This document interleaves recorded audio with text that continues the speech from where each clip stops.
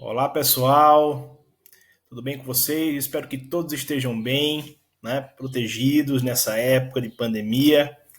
Hoje, nossa aula será sobre fungos. E mais uma vez, eu irei utilizar como base para o meu trabalho, para a nossa aula, o site planetabio.com.br. Então, se você quiser estudar mais sobre o conteúdo, ver os detalhes, né, reveja essa aula quantas vezes for necessário, mas se você quiser ir para o site, navegar nessa plataforma excelente, tá? Fica essa dica, tá certo? Podem ficar à vontade. E também podem pesquisar noutras fontes esse mesmo conteúdo, tá ok? Então vamos lá. Bom, a primeira coisa que nós precisamos entender, né, sobre os fungos, que são seres assim muito, mas muito importantes para a natureza, é que eles são seres heterotróficos ou heterótrofos, como vocês podem analisar aqui. Isso quer dizer o quê? Que eles não realizam nem fotossíntese, nem quimiossíntese. Ou seja, eles não conseguem produzir o seu próprio alimento. Tá certo? Eles têm que se alimentar de outros seres e outros materiais. Bom, existem espécies unicelulares e pluricelulares e multicelulares, né? A levedura de cerveja, por exemplo, é um tipo de fungo unicelular, enquanto que os cogumelos, né, os conhecidos cogumelos usados na alimentação, né, tão falados na alimentação do grupo vegano, é basicamente um tipo de fungo multicelular, tá certo? Bom, eles são eucariontes, né? A partir do grupo dos protozoários, todo mundo é eucarionte, ou seja, eles têm núcleo organizado, tá? Envolto por uma carioteca, né? O material genético está guardado numa bolsinha chamada de carioteca, tá? As células apresentam um reforço da membrana plasmática, tá? Que é formado por uma substância chamada de quitina. Bom, aqui existe basicamente as células agrupadas sem a formação de tecidos verdadeiros. Então, os fungos eles não apresentam tecidos verdadeiros, tá certo? O que eles apresentam são várias células agrupadas que desempenham algumas funções. Podem ser chamadas até de tecidos, né? Entre aspas. Mas aí não existem tecidos verdadeiros. Pois bem, uma característica muito importante deles é que eles reservam energia na forma de uma substânciazinha chamada de glicogênio. Curiosamente, é a mesma substância de reserva dos animais. Isso mesmo. Nós, seres humanos, nós que fazemos parte, né, do grupo dos animais, também reservamos o glicogênio como fonte de energia para as horas mais apertadas, né? Os momentos mais apertados onde o corpo da gente necessita de energia, tá certo?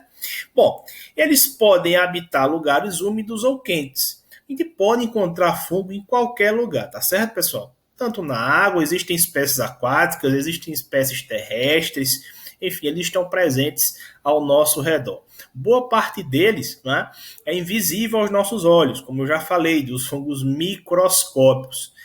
E às vezes, quando eles se multiplicam, eles aparecem em locais um pouco indesejados, né? Também podem causar doenças, tá certo? Então, basicamente, os fungos fazem parte da nossa rotina.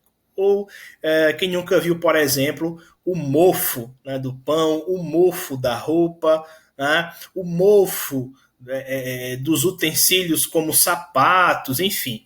Todos esses mofos são formados por fungos, tá certo? Isso mesmo. E eles têm, como eu disse a vocês antes, importância muito grande. Daqui a pouco eu falo mais sobre isso, tá bom? Beleza, vamos passar adiante. Olha só. A estrutura básica de um fungo, tá?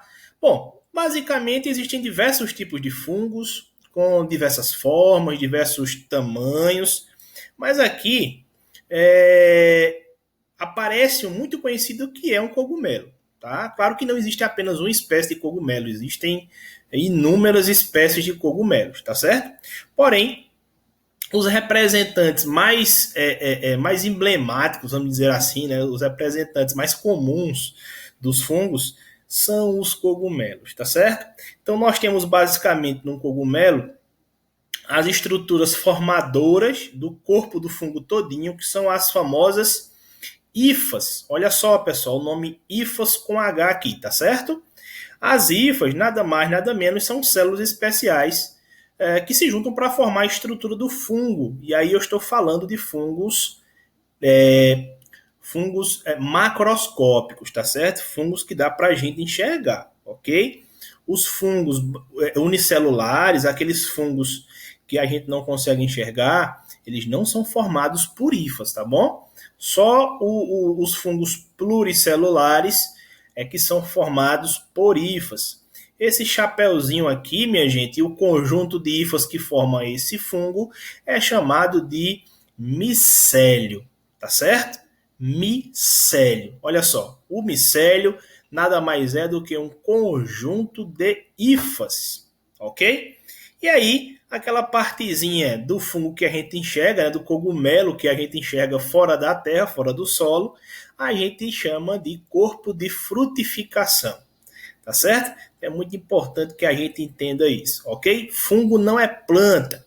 Algumas pessoas até confundem isso, inclusive na ciência, né, como um todo, existem algumas discussões sobre isso, porque basicamente os fungos são estudados junto com as plantas, junto com os vegetais. Existem vários livros de botânica que incluem os fungos também. Porém, os fungos não são plantas, eles pertencem a um grupo específico, tá bom? Vamos adiante. Bom, qual é a importância dos fungos, né, para nós, seres humanos, para a natureza? Que importância esses seres têm para o ambiente natural? Bom, basicamente, os fungos agem, né, muitos deles pelo menos agem, reciclando a matéria. Olha que interessante, né? Então, um ser vivo morre, seja uma planta, seja um animal, né? Quando um ser vivo morre, ele precisa ser decomposto.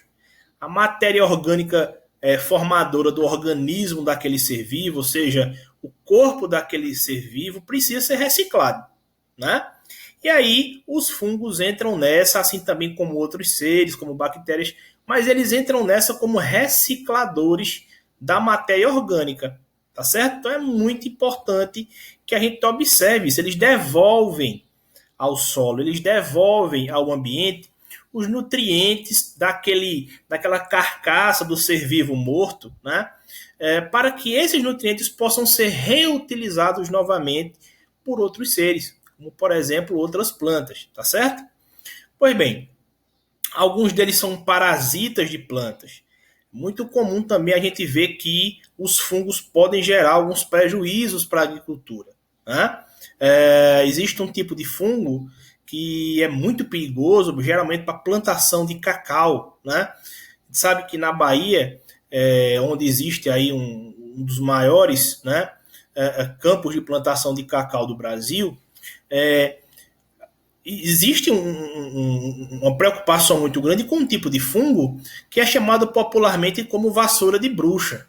Tá? Ele parece uma vassourinha, aquelas vassourinhas de bruxa, né, que a gente vê nos desenhos animados. Enfim, esse tipo de fungo parasita a planta, né? Assim também como nas plantações de café existe o fungo chamado de ferrugem do café, enfim, e aqueles outros fungos também que mofam, né, os alimentos que a gente consome, laranjas, pães, enfim, tá certo? Então, esses fungos aí entram parasitando outros seres e alguns outros causando prejuízos, tá certo? Vamos adiante. Alguns são tóxicos, né? A gente sabe que alguns fungos podem causar alucinações, né? Alguns fungos até mesmo, né, são usados para a produção de substâncias alucinógenas, de drogas ilícitas, né, como ácido lisérgico, que o pessoal conhece como LSD, tá certo? Pois bem, mas aí também os fungos têm sua importância no que diz respeito à produção, né, de outras substâncias que ajudam na manutenção da nossa saúde. Existem muitos antibióticos, né, que foram produzidos a partir de fungos, como a própria penicilina, que é um dos mais importantes, né, antibióticos já criados pela humanidade, que salvou muitas, mas muitas vidas desde que foi manipulado, desde que foi organizado. Né? Esse medicamento foi descoberto, né, dizem, acidentalmente por um pesquisador chamado de Alexander Fleming, né? E aí, depois da invenção da penicilina, claro, muitas vidas foram salvas, muitas vidas que sofreram, né, por ações microbianas, por inflamações, puderam ser salvas por conta da ação desse antibiótico, tá certo? Bom, na alimentação, né, o exemplo mais comum da utilização de fungos é na sua forma natural, como o champignon, o pessoal coloca em pizza, né, em alguns pratos típicos da nossa culinária. Temos o cogumelo shimeji, shiitake, né? No Nordeste não é muito comum a gente utilizar cogumelos na nossa alimentação, porém eles são muito nutritivos, tá certo? E tem um baixo valor calórico. Tá bom? Bom, na fabricação de bebidas alcoólicas, né, no processo de fermentação, também se usam fungos, tá certo? Na produção de queijos como gorgonzola, né? Aquele queijo que o pessoal fala que é um queijo mofado, e realmente é. Tá? Os fungos dão aquela característica, dão aquele gosto característico àquele tipo de queijo, tá certo? Eles são importantes para isso também. Na medicina, como eu falei antes, né, alguns fungos causam doenças, tá? As micoses, por exemplo, né, a frieira, que o pessoal chama, são basicamente doenças causadas por fungos. E aí a gente chama essas doenças de micoses, tá? Pois bem, todas as micoses são doenças causadas por fungos. Agora, nós temos alguns que são bem conhecidos, como, por exemplo, o fungo Candida albicans causa a candidíase. Né? Basicamente, esse tipo de fungo se instala, né? Ele se acomoda nas nossas regiões urogenitais, tá? E aí causa alguns estragos. E quando uma pessoa, às vezes, está com esse tipo de fungo na sua região urogenital, seja homem ou mulher, é necessário, né, ir ao médico para que ele possa administrar um antibiótico específico, tá certo? Pois bem, para a natureza, esses camaradinhas aqui, ó, formam substâncias chamadas de líquens, que nada mais são, né, os líquens nada mais são do que uma organização entre seres vivos, basicamente entre fungos e algas, tá certo? Então não esqueça dessa dica. Os líquens são organizações, tá? Ou seja, são conjuntos de populações de fungos e algas, tá certo? Observem aqui, na casca dessa árvore, dessa aqui, essas manchas tão características e que a gente encontra facilmente quando a gente sai a campo, não é verdade? Então, essas manchinhas não são indícios de doenças, né? Algumas até podem ser, mas basicamente elas indicam a formação de líquens. E uma coisa curiosa é que os líquens eles só aparecem em regiões onde o ar é muito puro. Eles são muito sensíveis à poluição do ar. Então, dificilmente numa região que tem um ar poluído vão aparecer líquens nas árvores, tá certo? Eles aparecem muito em regiões onde o ar é mais limpo, tá certo? Vamos lá. Vamos adiante.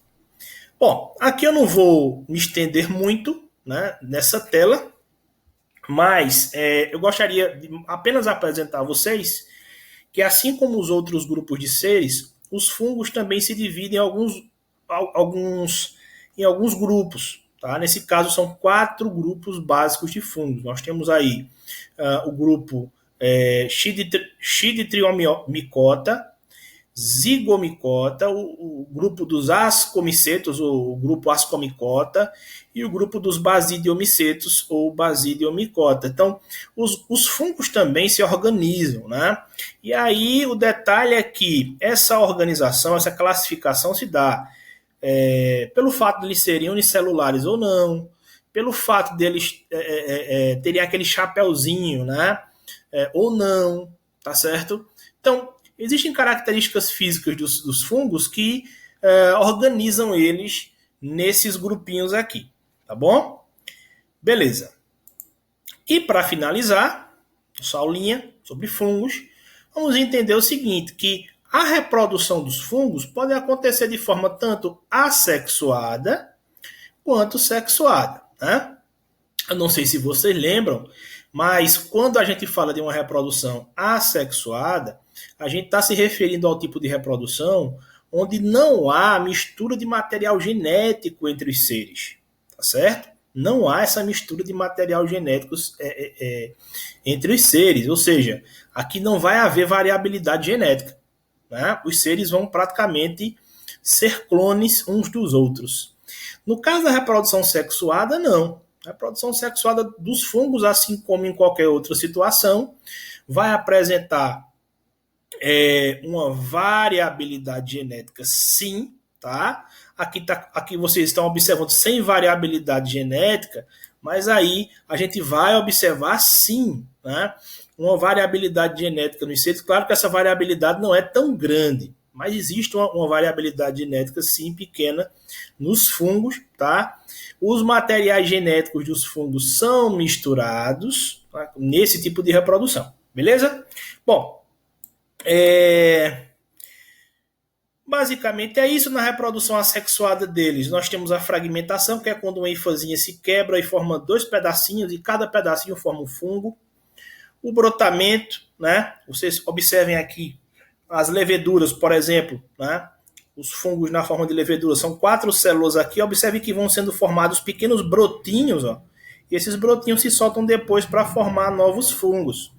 E na esporulação, a gente encontra os esporos, que são estruturas reprodutivas produzidas pelos fungos, sendo liberados, né? E quando eles caem no ambiente, né, onde existe muito nutriente, esses fungos, ou melhor, esses esporos, eles se abrem e se transformam novamente no fungo. É o que acontece basicamente no mofo do pão, no mofo das frutas, né?